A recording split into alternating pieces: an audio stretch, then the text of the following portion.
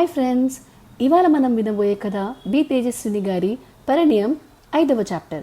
గత భాగాల్లో చాలా ఎమోషన్స్, మిస్అండర్స్టాండింగ్స్ చూసాం కదా. మరి ఈరోజు కథ ఏ మలుపు తిరుగుతుందో చూద్దాం. రెడీనా? అమూల్య జాహ్నవికి ఆన్సర్ ఇచ్చి ఇంటికి వెళ్తుంది. కొన్ని రోజులు చాలా నార్మల్గా ఎప్పటిలాగే గడిచిపోతూ ఉంటాయి. అలా ఉండగా ఒకరోజు అమూల్య ఆఫీస్లో వర్క్ చేస్తుంటే తన గుండె వేగంగా కొట్టుకుంటూ ఉంటుంది.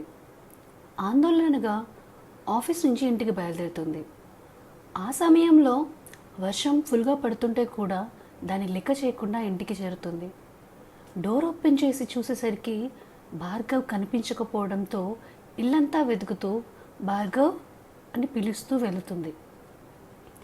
ఇంటి వెనుక ఉన్న బ్యాక్ యార్డ్లో భార్గవ్ చిన్నపిల్లాడ్లా పేపర్ బోట్స్తో ఆడుకుంటుంటే చూసి రిలాక్స్ అవుతుంది. కొద్దిసేపటికి ఆమె చూపు అక్కడి నుంచి కొంచెం దూరంలో ఉన్న వైర్లపై పడుతుంది. కరెంట్ పాస్ అవుతుందని గమనించి భార్గవ్ని పక్కకి లాగి, భార్గవ్ జాగ్రత్తగా ఉండు, షాక్ కొడుతుంది అని వార్నింగ్లా చెప్తుంది. ఇక్కడే ఉండు అని చెబుతూ అమూల్య మెయిన్ స్విచ్ ఆఫ్ చేసి తిరిగి వచ్చి భార్గవ్ని లోపలికి తీసుకెళ్ళి టేబుల్ దగ్గర కూర్చోబెడుతుంది. నువ్వు ఇక్కడే కూర్చో, ఎటు కదలక, సరేనా అని అడుగుతుంది. దానికి భార్గవ్ అమాయకంగా సరే అని అంటాడు. అమూల్య ఒక ఛార్జింగ్ లైట్ తీసుకొచ్చి టేబుల్ మీద పెట్టి, జాగ్రత్త, నేను వచ్చేంత వరకు ఎక్కడికి వెళ్ళకు, సరేనా అని మరీ చెబుతుంది. అలా చెప్పి ఆఫీస్కి వెళ్తుంది. జాహ్నవి అమూల్యని చూసి, అమ్మో ఎక్కడికి వెళ్ళావు అని అడుగుతుంది. అమూల్య మాట్లాడుతూ, ఇంటికి వెళ్ళాను జాను అని చెబుతుంది. జాహ్నవి ఆశ్చర్యంగా, అదేంటి లంచ్ బ్రేక్లో ఇంటికి ఎందుకు వెళ్ళావు అని అడుగుతుంది. అమూల్య సమాధానంగా, భార్గవ్ని చూడాలనిపించింది, అదృష్టవశాత్తు వెళ్ళడం మంచిదే అయింది, ఇంకాస్త ఆలస్యం అయి ఉంటే షాక్ కట్టేది అని చెబుతుంది. జాహ్నవి షాక్ అయి, నిజమా అని అడుగుతుంది. దానికి అమూల్య అవును అని చెబుతూ తిరిగి వర్క్కి వెళ్తుంది.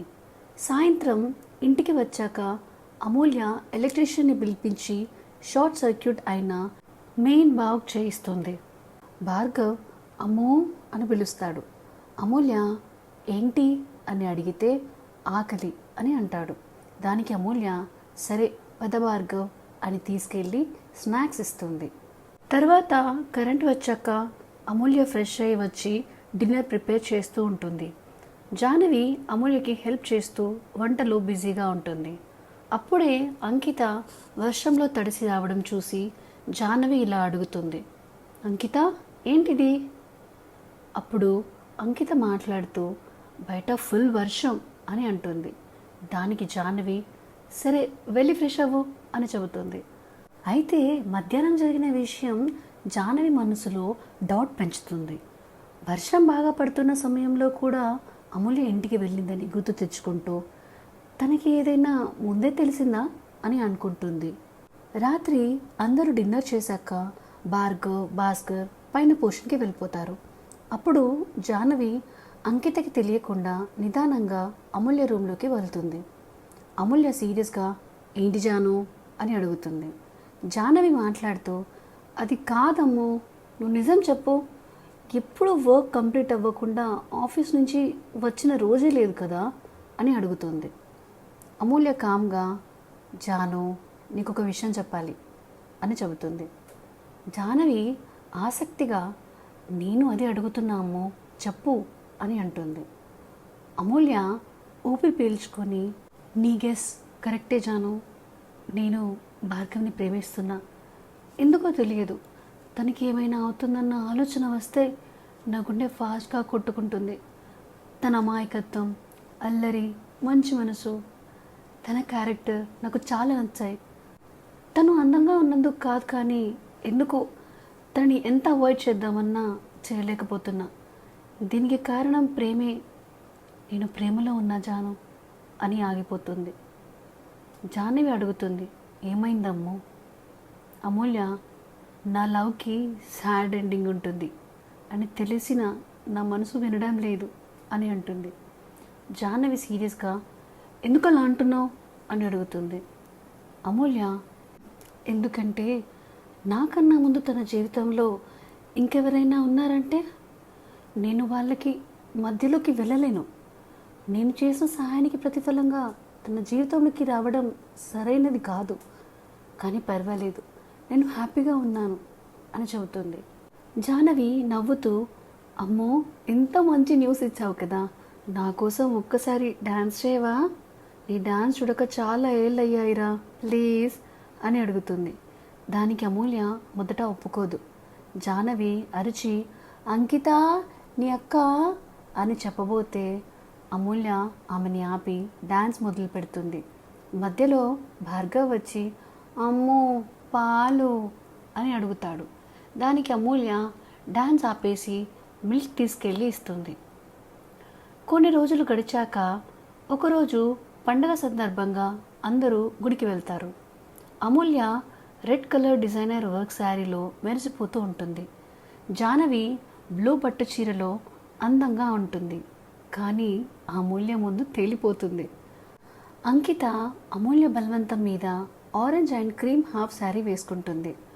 భార్గవ్, భాస్కర్ పంచల్లో స్మార్ట్గా కనిపిస్తారు. అంకిత, అక్క ఇది క్యారీ చేయలేను అంటుంటే అమూల్య నవ్వుతూ తనని గుడికి తీసుకెళ్తుంది. అక్కడ శ్రీరామనవమి సందర్భంగా సామూహిక వివాహాలు జరుగుతుంటాయి. భార్గవ్ జాహ్నవి దగ్గరికి వెళ్ళి, జాను అదేంటి అని పంతులు చూపిస్తున్న తాళి వైపు చూపిస్తాడు. జాహ్నవి మనసులో ఇది పెళ్ళి అని చెప్తే విసిగిస్తాడు అనుకుని అది ఫ్రెండ్షిప్ పూజ అని తెలివిగా చెబుతుంది.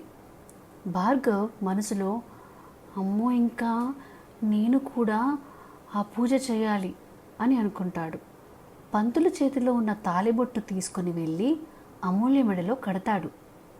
అక్కడున్న అందరూ షాక్ అవుతారు, అమూల్యతో సహా. ఎవరికి అది ఊహలో లేదు. అమూల్య ఆశ్చర్యంతో కోపంగా అతన్ని లాగిపెట్టి ఒక చెంపదెబ్బ కొట్టి ఏడుస్తూ వెళ్ళిపోతుంది. భార్గవ్ ఏడుస్తూ, జాను అమ్ము నన్ను ఎందుకు కొట్టింది అని అడుగుతాడు. జాహ్నవి కోపంగా, అది కాబట్టి కొట్టింది, నేనైతే చంపేసేదాన్ని అని అంటుంది. ఆ తర్వాత భార్గవ్ని తీసుకెళ్ళి ఇంట్లో పడేస్తారు. అమూల్య ఏడుస్తూ స్కూటీని వేగంగా డ్రైవ్ చేస్తూ వెళ్తుంటే ఒక లారీ ఎదురుగా వచ్చి తాకబోతుంది. ఆమె స్కూటీని పక్కకి తిప్పడం వల్ల అది కరెంట్ పోల్కి ఢీకొని పడిపోతుంది. లక్కీగా అమూల్యకి చిన్న గాయాలవుతాయి. అప్పుడే అక్కడికి సరియు వస్తుంది. సరియు ఆమెని హాస్పిటల్కి తీసుకెళ్తుంది. కొద్దిసేపటికి అంకిత, జాహ్నవి హాస్పిటల్కి చేరుతారు. అంకిత కోపంగా, మా అక్కకి దూరంగా ఉండమని ఎన్నిసార్లు చెప్పాలి సరియు గారు మీకు అని అరిచి పంపిస్తుంది సరియుని. డాక్టర్ బయటికి వచ్చి, ఆ అమ్మాయిని జాయిన్ చేసిన వారు ఎక్కడా అని అడుగుతాడు. అంకిత సీరియస్గా, తనకి మా అక్కకి ఎటువంటి సంబంధం లేదు, ముందు మా అక్క ఎలా ఉందో చెప్పండి అని అంటుంది. డాక్టర్, మీ అక్కకి చిన్న గాయాలే అయ్యాయి, పెద్ద ప్రాబ్లం ఏం లేదు, కొద్ది రోజులు రెస్ట్ తీసుకుంటే సరిపోతుంది అని చెబుతాడు. అలా ఒక వారం పాటు అంకిత, జాహ్నవి అమూల్యని కంటికి రెప్పలా చూసుకుంటారు. ఆ సమయంలో జాహ్నవికి సరియు పరిచయం గుర్తు వస్తుంది. ఒకసారి స్కూల్ ఎక్స్కర్షన్లో అమూల్య గోల్డెన్ టెంపుల్కి వెళ్ళినప్పుడు ఒక లేడీ కింద పడిపోతే నీళ్లు తాగించి స్పృహ తెప్పిస్తుంది. ఆ సమయంలో అమూల్య నోటి నుండి అమ్మా అనే మాట రావడం చూసి ఆ లేడీ భావోద్వేగంతో, ఇంతమంది నా కింద పనిచేస్తున్నారు కానీ సంతోషం లేదు, ఈ అమ్మ అనే పిలుపు కోసం ఎంత తపన పడ్డానో అని అంటుంది. ఆ లేడీ అమూల్యని హక్ చేసుకొని, ఇక నుంచి నన్ను అమ్మ అని పిలువు అని అంటుంది. అమూల్య సరే అని ఒప్పుకుంటుంది. కానీ అంకిత మాత్రం ఇష్టపడదు. అక్క బాధపడుతుందేమో అని ఆలోచిస్తూ ఉంటుంది. ఇదంతా జాహ్నవి ఆలోచిస్తూ ఉండగా అంకిత అక్కడికి వచ్చి, అక్క డిశ్చార్జ్ ఫార్మాలిటీస్ అయ్యాయి, పద ఇంటికి వెళ్దాం అని తీసుకెళ్తుంది.